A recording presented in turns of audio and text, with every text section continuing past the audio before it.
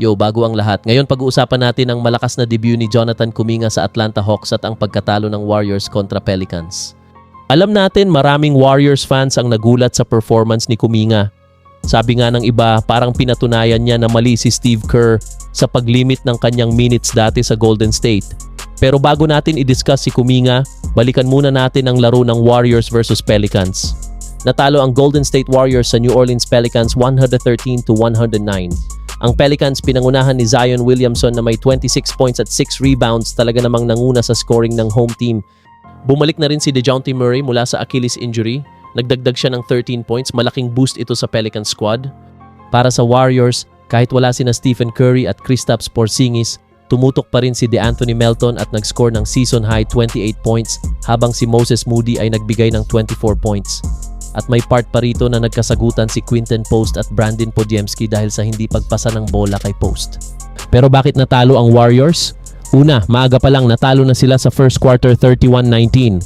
Pangalawa, maraming turnovers at poor shooting mula sa 3-point line. At syempre kulang sa superstar presence sa court ang Golden State. Kahit na nagtangka sila ng comeback sa huling quarter, hindi na nila na-bridge ang gap. Ipinakita nito na kahit magaling ang role players, mahalaga ang star players sa clutch moments. Ngayon, pag-usapan naman natin si Jonathan Kuminga.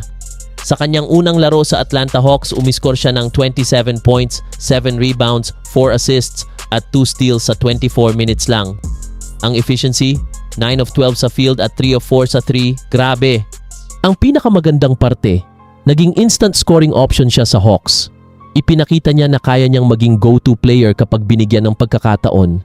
Kaya nga marami ang nagsabing proves Steve Kerr wrong. Sa Golden State, hindi siya nagkaroon ng consistent role at minsan limitado ang minutes. Ngayon sa Hawks, ipakita niya ang potential niya sa scoring at playmaking. Si Kuminga ay hindi pa superstar pero may all-around skills. Kung patuloy siya sa ganitong level, pwedeng maging major contributor sa playoff team ng Hawks. Ano ang koneksyon ng performance ni Kuminga sa Warriors? Nakita natin kagabi, kahit malakas ang effort ng Warriors role players tulad ni Melton at Moody, hindi nila na-override ang kulang sa superstar presence. Sa kabilang banda, si Kuminga, kapag binigyan ng pagkakataon sa Hawks, agad nakakapag-impact sa laro. Ito ang lesson.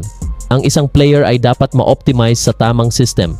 Hindi lahat ng players ay pwedeng shine sa parehong environment. Steve Kerr ay may system para sa championship, pero minsan hindi nasusukat ang true potential ng isang young talent. Sa susunod na games, baka lalo pang mag-improve si Kuminga.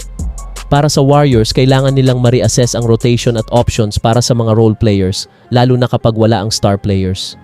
Mga kabasketball, ano sa tingin nyo? Tama ba si Steve Kerr sa paggamit kay Kuminga sa Golden State dati? Comment down below, like this video at huwag kalimutang mag-subscribe para sa mas maraming game analysis at NBA updates. Peace out!